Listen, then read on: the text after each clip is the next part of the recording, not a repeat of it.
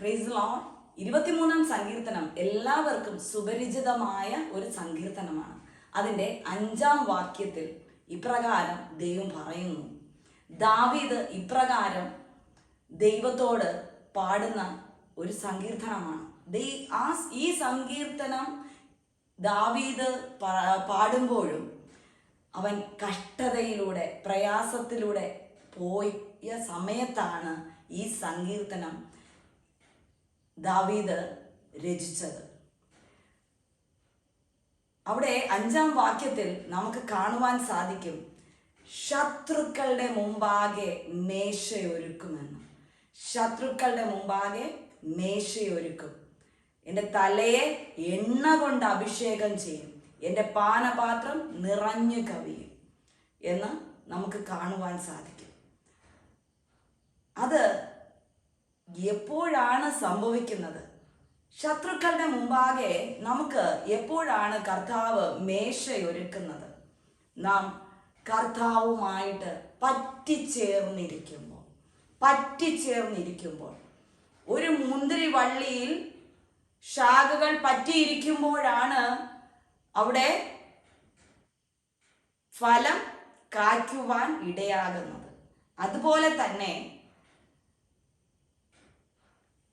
നാം ക്രിസ്തുവാകുന്ന ആ മുന്തിരി വള്ളിയോടൊപ്പം പറ്റിച്ചേർന്നിരിക്കുമ്പോൾ കർത്താവ് നമ്മുടെ ശത്രുക്കളുടെ മുമ്പാകെ, നമ്മെ നിന്ദിച്ചവരുടെ മുമ്പാകെ, നമ്മെ പരിഹസിച്ചവരുടെ മുമ്പാകെ, നമ്മെ അവഗണിച്ചവരുടെ മുമ്പാകെ, അവരുടെ കൂടെ നടക്കാൻ യോഗ്യതയില്ല എന്ന് പറഞ്ഞവരുടെ മുമ്പാകെ, മറ്റുള്ളവർക്ക് പരിചയപ്പെടുത്തി കൊടുക്കുവാൻ നാണക്കേട് എന്ന് പറഞ്ഞവരുടെ മുമ്പാകെ ദൈവം നമ്മെ മാനിക്കും എന്നുള്ളതാണ് ഇവിടെ കാണുവാൻ സാധിക്കുന്നത്. നമുക്ക് ദാവീദിന്റെ ചരിത്രം പരിശോധിക്കുമ്പോൾ നമുക്ക് കാണുവാൻ സാധിക്കുന്ന ഒരു കാര്യമാണ്, ദാവീദ് രാജാവ് എന്നുള്ളത് നമുക്കറിയാം. അതുപോലെ ആട്ടിടയനായ ഒരു ബാലനെന്നും നമുക്കറിയാം. പക്ഷേ ആ ദാവീദിന്റെ ഭവനത്തിൽ ദാവീദിനെ എല്ലാവരും പുറന്തള്ളിക്കളഞ്ഞിരുന്ന ഒരു വ്യക്തിയായിരുന്നു. വിദ്യാഭ്യാസമില്ലാതെ അവന് വിദ്യാഭ്യാസം കൊടുത്തില്ല, അവന് ഒരു നല്ല കാര്യങ്ങളും അവർ ചെയ്തു കൊടുത്തില്ല. എന്നാൽ അവൻ്റെ ജ്യേഷ്ഠന്മാർക്ക് വിദ്യാഭ്യാസവും ആയുധാഭ്യാസവും ഒക്കെ കൊടുത്ത് അവരെ ഉയർത്തി വീട്ടുകാർ കൊണ്ടുവന്നിരുന്നു. അങ്ങനെ ഇരിക്കെ ആ ഭവനത്തിൽ, ഈശായിയാണ് ദാവീദിന്റെ പിതാവ്. ഈശായുടെ ഭവനത്തിൽ ശമൂവേൽ പ്രവാചകനെ യഹോവയായ ദൈവം അയക്കുവാനിടയായി തീർന്നു. ഈശായുടെ ഭവനത്തിൽ നിന്ന് ഇസ്രായേലിന്റെ രാജാവിനെ, 2ാമത്തെ രാജാവിനെ സെലക്ട് ചെയ്യണം എന്നുള്ളത് പറഞ്ഞിട്ട് ദാവീദിന്റെ ഭവനത്തിലേക്ക്, അതായത് ഈശായുടെ ഭവനത്തിലേക്ക് ശമൂവേൽ പ്രവാചകൻ കടന്നു വരുവാനിടയായി. അങ്ങനെ കടന്നു വന്ന് ഈശായിയോട്, നിന്റെ പുത്രന്മാരെ കൊണ്ടുവരിക, നിന്റെ പുത്രന്മാരിൽ ഒരുവനെ ഞാൻ ഇസ്രായേലിന്റെ രാജാവായി തിരഞ്ഞെടുക്കുവാൻ ആഗ്രഹിക്കുന്നു എന്ന് പറഞ്ഞപ്പോൾ ഈശായി മറ്റു സഹോദരന്മാരെ എല്ലാവരെയും കൊണ്ട് നിർത്തി. പക്ഷേ ശമൂവേൽ പ്രവാചകൻ പ്രാർത്ഥിച്ചപ്പോൾ ഇവരെ ആരെയും ദൈവം കാണിച്ചില്ല. ആ ഭവനത്തിൽ തള്ളപ്പെട്ടവനായ, ഒരു അറിവും കൊടുക്കാത്ത, വിദ്യാഭ്യാസം കൊടുക്കാത്ത, സ്ഥാനമാനങ്ങൾ കൊടുക്കാത്ത, ആയുധ അഭ്യാസങ്ങൾ കൊടുക്കാത്തതായ ഒരു വ്യക്തിയെയാണ് ദൈവം കണ്ടിരുന്നത്. അപ്പോൾ ശമൂവേൽ പ്രവാചകൻ ഇശായിയോട് ചോദിച്ചു, നിനക്ക് മക്കൾ ഇവർ മാത്രമേ ഉള്ളോ എന്ന് ചോദിച്ചു. കാരണം ദൈവം ശമൂവേലിനോട് പറഞ്ഞു, ഇവരാരുമല്ല, ഇവരെ ഒന്നുമല്ല ഞാൻ സെലക്ട് ചെയ്യുവാൻ ആഗ്രഹിക്കുന്നതെന്ന്. എല്ലാവരും തള്ളിക്കളയുന്ന, എല്ലാവരും ഉപേക്ഷിക്കുന്ന, മറ്റുള്ളവർക്ക് അംഗീകരിക്കാൻ പ്രയാസമുള്ള, മറ്റുള്ളവർക്ക് കൂടെ കൊണ്ടു നടക്കാൻ നാണക്കേടുള്ള, മറ്റുള്ളവർക്ക് പരിചയപ്പെടുത്തി കൊടുക്കുവാൻ നാണക്കേടുള്ള വ്യക്തി ജീവിതങ്ങളെയാണ് കർത്താവിന് വേണ്ടി പ്രയോജനപ്പെടുവാനായിട്ട് സെലക്ട് ചെയ്യുന്നത്. അപ്പോൾ ഈശായി പറഞ്ഞു, എനിക്കൊരു മകൻ കൂടെയുണ്ട്, അവനൊരു ആട്ടിടയനാണ്, അവൻ വനാന്തരത്തിലാണ്, അവൻ പലപ്പോഴേ ഭവനത്തിൽ വരത്തുള്ളൂ, അവൻ ആടുകളുമായി വനാന്തരത്തിലാണ് എന്ന് പറയുവാനിടയായി. അപ്പോൾ ശമൂവേൽ പറഞ്ഞു, അവനെ പെട്ടെന്ന് വരുത്തുക എന്ന്. അങ്ങനെ അവനെ അവിടെ കൊണ്ടുവന്നപ്പോൾ അവൻ ഒരു രാജാവാകാനുള്ള ഒരു യോഗ്യതയും അവനില്ല, പൊക്കമില്ല. രാജാവ് എന്നൊക്കെ പറയുമ്പോൾ പൊക്കമൊക്കെ ഉള്ള ഒരു ഭയങ്കര വ്യക്തിത്വമുള്ള ഒരു വ്യക്തിയായിരിക്കും. പക്ഷേ ഇവിടെ ദാവീദാണെങ്കിലോ ഒരു പൊക്കമോ വണ്ണമോ ഒന്നുമില്ലാത്ത ഒരു ശുഷ്കിച്ച ഒരു ബാലൻ.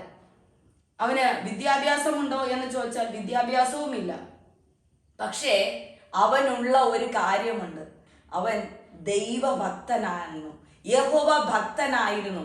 അവൻ എപ്പോഴും കിന്നരം എടുത്തുകൊണ്ട് എപ്പോഴും ദൈവത്തെ ആരാധിച്ച് മഹത്വപ്പെടുത്തിക്കൊണ്ടിരിക്കുന്ന ഒരു വ്യക്തിയായിരുന്നു.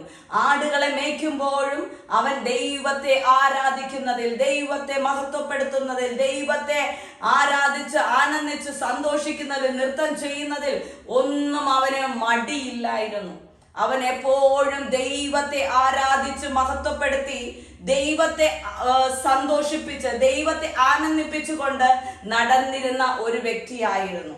അവൻ ആടുകളെ മേയ്ക്കുമ്പോഴും കിന്നരം വായിച്ച് ദൈവത്തെ ആരാധിച്ചാണ് അവൻ ആടുകളെ മേയ്ച്ചിരുന്നത്.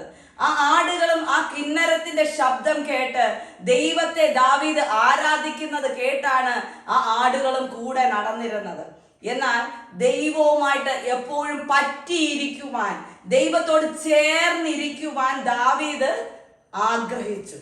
ആ ദാവീദ് പറ്റിച്ചേർന്നിരുന്നത് കൊണ്ടാണ് കർത്താവ് അവനെ കാണുവാൻ ഇടയായി തീർന്നത്, ദൈവം അവനെ കാണുവാൻ ഇടയായി തീർന്നത്. ദൈവമക്കളെ, നാം ദൈവത്തോട് പറ്റിച്ചേർന്നിരുന്നാൽ, ദൈവവുമായിട്ട് പറ്റിച്ചേർന്നിരുന്നാൽ, എന്തൊക്കെ പ്രതികൂലങ്ങൾ കടന്നു വരട്ടെ, ഏതൊക്കെ പ്രതിസന്ധികൾ കടന്നു വരട്ടെ, എല്ലാവരും തള്ളിക്കളയട്ടെ, എല്ലാവരും ഉപേക്ഷിക്കട്ടെ, ആർക്കും ഇഷ്ടമില്ലാത്ത ഒരു വ്യക്തി ആകട്ടെ, പക്ഷേ നാം ദൈവത്തെ മുറുകെ പിടിക്കുക, ദൈവത്തോട് ചേർന്നിരിക്കുക, ദൈവത്തോട് ചേർന്നിരിക്കുക, ദൈവവുമായി പറ്റിച്ചേർന്നിരിക്കുക. മുന്തിരിവള്ളിയിൽ വസിച്ചിട്ടല്ലാതെ കൊമ്പുകൾക്ക് കായ്ക്കുവാൻ കഴിയുന്നില്ല എന്ന് പറയുന്നു. യേശു കർത്താവ് ഉപമയായിട്ട് പറയുന്നു. ആ മുന്തിരിവള്ളി സാക്ഷാൽ ക്രിസ്തുവാകുന്നു. ആ ക്രിസ്തുവിനോടൊപ്പം ചേർന്ന് പറ്റി കൊമ്പുകളായ നമ്മൾ പറ്റിച്ചേർന്നിരിക്കുമ്പോഴാണ് അവിടെ ദൈവപ്രവൃത്തി നടക്കുന്നത്, ദൈവം നമ്മെ ഉയർത്തുന്നത്, ദൈവം നമ്മെ മാനിക്കുന്നത്. അങ്ങനെ ദാവീദ് ദൈവത്തോട് പറ്റിച്ചേർന്നിരുന്നു. എപ്പോഴും ദൈവത്തെ ആരാധിച്ച് മഹത്വപ്പെടുത്തുന്ന, ദൈവത്തിൽ സന്തോഷിച്ച് നടന്നിരുന്ന ഒരു വ്യക്തിയായിരുന്നു. അതുകൊണ്ട് ദൈവം അവനെ ഉയർത്തുവാൻ ആ ഭവനത്തിൽ വെച്ച്, ആ ദേശത്തിൽ വെച്ച്, ആ രാജ്യത്തിൽ വെച്ച് അവനെ മാനിക്കുവാൻ ദൈവം കണ്ടു. അങ്ങനെ കണ്ടിട്ടാണ് ഇസ്രായേലിന്റെ രണ്ടാമത്തെ രാജാവായിട്ട് ദൈവം അവനെ വാഴിക്കുവാൻ ഇടയായി തീർന്നതും അഭിഷേകം ചെയ്യുകയും ചെയ്തത്. അവനെ ദൈവം ശമൂവേൽ പ്രവാചകനെ കൊണ്ട് തൈലമൊഴിച്ച് അഭിഷേകം ചെയ്യുവാൻ ഇടയായി തീർന്നു. അങ്ങനെ അഭിഷേകം ചെയ്തപ്പോൾ അവന്റെ പാനപാത്രം നിറഞ്ഞു കവിയുവാൻ തുടങ്ങി. അവനിലുള്ള അഭിഷേകം വർദ്ധിക്കുവാൻ തുടങ്ങി. അവന് നന്മകൾ വരുവാൻ തുടങ്ങി. അവന് ജ്ഞാനം വർദ്ധിക്കുവാൻ തുടങ്ങി. അവന്റെ ശക്തി വർദ്ധിക്കുവാൻ തുടങ്ങി. എല്ലാ രീതിയിലും ദൈവം അവനെ മാനിക്കുവാൻ തുടങ്ങി. അങ്ങനെ അവന്റെ പാനപാത്രം നിറഞ്ഞു കവിയുവാൻ തുടങ്ങി. ആ അഭിഷേകത്തിന്റെ ശക്തിയാൽ അവൻ നിറഞ്ഞുകൊണ്ടേയിരുന്നു. ദൈവം അവനെ വഴി നടത്തുവാൻ തുടങ്ങി. അങ്ങനെ ദൈവം വഴി നടത്തിയത് കൊണ്ടാണ് ഗോലിയാത്തിനെ കൊല്ലുവാൻ ആ ചെറുബാലനായിരുന്നപ്പോൾ വെറും കല്ലുകൊണ്ട് അവന് ഗോലിയാത്തിനെ കൊല്ലുവാൻ സാധിച്ചത്. അവിടെ വാളോ പരിചയോ കുന്തമോ ഒന്നും അവൻ എടുത്തില്ല. ദൈവം ചെറിയൊരു കല്ലുകൊണ്ട് ആ ഗോലിയാത്തിനെ കൊല്ലുവാനുള്ള അഭിഷേകം ആ ദാവീദിന്റെ മേൽ പകർന്നു. അതുപോലെ ദൈവമക്കളെ, നാമും ദൈവത്തോട് പറ്റിച്ചേർന്നിരുന്നാൽ, ക്രിസ്തുവിനോട് പറ്റിച്ചേർന്നിരുന്നാൽ, നമ്മുടെ കർത്താവുമായിട്ട് പറ്റിച്ചേർന്നിരുന്നാൽ നമുക്ക് ശത്രുക്കളുടെ മുമ്പാകെ, നമ്മെ നിന്ദിച്ചവരുടെ മുമ്പാകെ, നമ്മെ തകർക്കുവാൻ ആഗ്രഹിച്ചവരുടെ മുമ്പാകെ ദൈവം നമുക്ക് മേശ ഒരുക്കും. മേശ ഒരുക്കും ദൈവമക്കളെ, നമുക്ക് മേശ ഒരുക്കും ദൈവം. അതുപോലെ നമ്മെ സമൃദ്ധിയായി അനുഗ്രഹിക്കുവാൻ ഇടയാകും.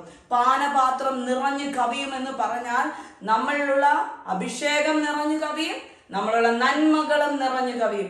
അഭിഷേകം വർദ്ധിക്കുന്നതിനനുസരിച്ച്, നാം ദൈവവുമായിട്ട് ചേർന്നിരിക്കുന്നതിനനുസരിച്ച് നമ്മുടെ ജീവിതത്തിൽ നമുക്ക് ലഭിക്കാത്തതായ സകല നന്മകളും നമ്മുടെ പുറകെ വരുവാനിടയായിത്തീരും. നമുക്ക് ലഭിക്കാത്ത, നമ്മൾ ചിന്തിക്കാത്ത, നമുക്ക് അർഹതയില്ലാത്തതായ പല നന്മകളും, നാം പ്രതീക്ഷിക്കുവാൻ കഴിയാത്തതായ പല നന്മകളും നമ്മുടെ പുറകെ കടന്നു വരും. നാം അങ്ങോട്ട് പോകേണ്ട ആവശ്യമില്ല, നാം നന്മകൾ തേടി പോകേണ്ട ആവശ്യമില്ല. കർത്താവ് നമുക്ക് നൽകുവാനിടയായിത്തീരും.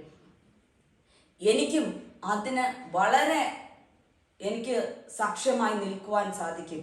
എന്നെ നിന്ദിച്ച, എന്നെ പ്രയാസപ്പെടുത്തിയ, എന്നെ പരിഹസിച്ച വ്യക്തികളുടെ മുമ്പിൽ ദൈവം എന്നെയും മാനിച്ച ദിവസങ്ങളുണ്ട്. എന്നെ തുപ്പിക്കളഞ്ഞിരുന്ന വ്യക്തികളുടെ മുമ്പേയും ദൈവം എന്നെ മാനിക്കുവാൻ ഇടയായി തീർന്നിട്ടുണ്ട്. ഒരിക്കലും രക്ഷപ്പെടത്തില്ല, ഒരിക്കലും നന്മ പ്രാപിക്കത്തില്ല എന്ന് എന്നെ നോക്കി പറഞ്ഞവരുടെ മധ്യേ, ഒരു യോഗ്യതയുമില്ല കൂടെ കൊണ്ടു നടക്കാൻ എന്ന് പറഞ്ഞവരുടെ മധ്യേ, നാണക്കേടാണ് പരിചയപ്പെടുത്തി കൊടുക്കുവാൻ എന്നൊക്കെ പറഞ്ഞവരുടെ മുമ്പാകെ ദൈവം എന്നെയും മാനിക്കുവാൻ ഇടയായി തീർന്നു. കുടുംബത്തിലാകട്ടെ എന്നെ ഒരു യോഗ്യതയും ഇല്ലാത്തവൾ, ഒന്നിനും കൊള്ളാത്തവൾ, ഒരു പ്രയോജനവും ഇല്ലാത്തവൾ എന്ന് പറയപ്പെട്ടിരുന്നവളാണ്. അവിടെ ദൈവം മാനിക്കുവാൻ ഇടയായി തീർന്നു. അനേകം വ്യക്തികൾക്ക് വേണ്ടി പ്രാർത്ഥിക്കുവാൻ, അനേകം വ്യക്തികൾക്ക് ഉപദേശം കൊടുക്കുവാൻ, അനേകം വ്യക്തികൾക്ക് വേണ്ടി ഇടിവിൽ നിൽക്കുവാൻ, അനേകം വ്യക്തികൾക്ക് മെന്ററായി നിൽക്കുവാനൊക്കെ ദൈവം എന്നെ ഈ നാളുകളിൽ പ്രയോജനപ്പെടുത്തിക്കൊണ്ടിരിക്കുന്നു. ദൈവം അങ്ങനെ എന്നെ പ്രയോജനപ്പെടുത്തുമ്പോൾ ഞാൻ ദൈവത്തിന് എത്ര തന്നെ നന്ദി പറഞ്ഞാലും മഹത്വപ്പെടുത്തിയാലും മതി വരത്തില്ല.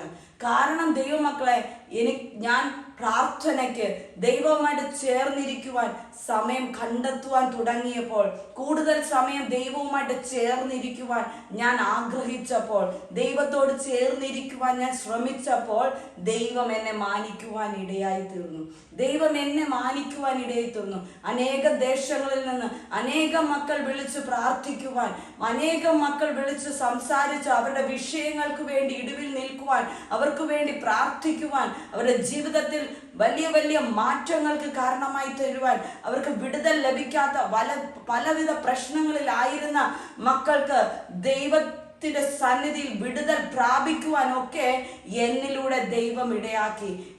എന്നെയും അതിനൊരു മുഖാന്തരമാക്കി ദൈവം മാറ്റുവാൻ ഇടയായി തീർന്നു.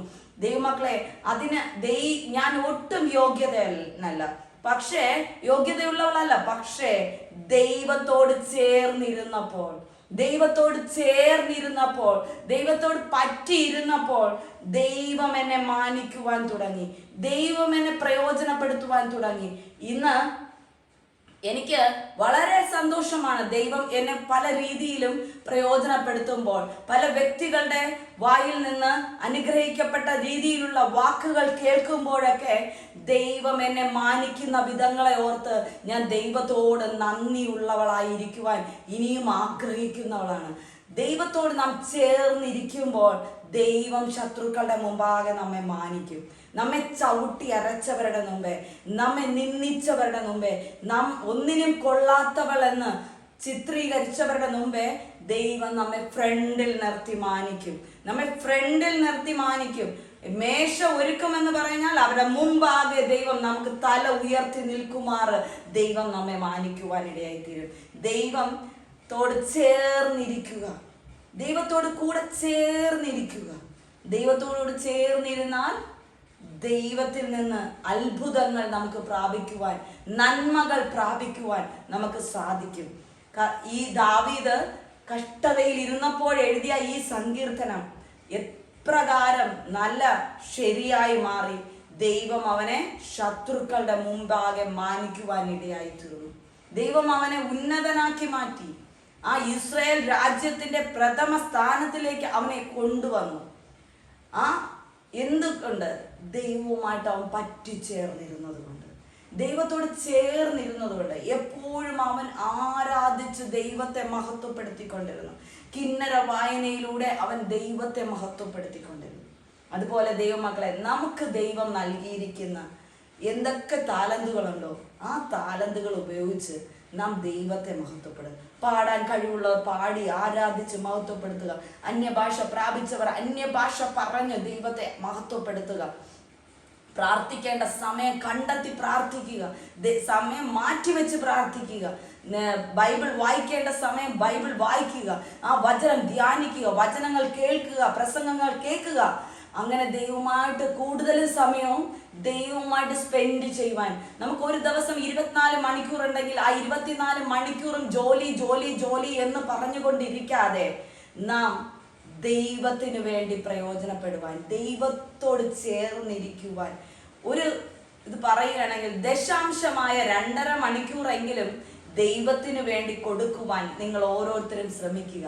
അങ്ങനെ ശ്രമിച്ചാൽ നിശ്ചയമായി നിങ്ങളുടെ ജീവിതത്തിൽ വലിയ മാറ്റങ്ങളും അനുഗ്രഹങ്ങളും നന്മകളും കടന്നു വരുന്നത് നിങ്ങൾക്ക് കണ്ടു മനസ്സിലാക്കുവാൻ സാധിക്കും. പക്ഷേ ആദ്യം പിശാച് പരിശോധിക്കുവാൻ നോക്കും, പരീക്ഷിക്കുവാൻ നോക്കും.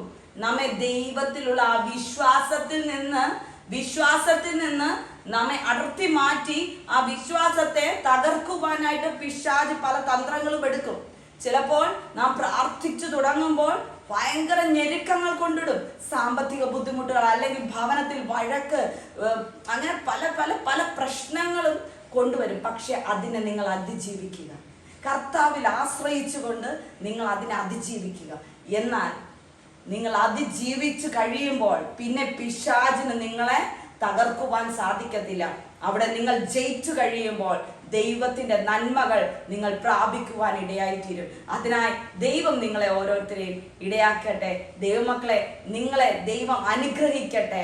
ദൈവം ഉന്നത നിലയിലേക്ക് നിങ്ങളെ എത്തിക്കട്ടെ എന്ന് ഞാൻ പ്രാർത്ഥിക്കുന്നു. ആമേൻ.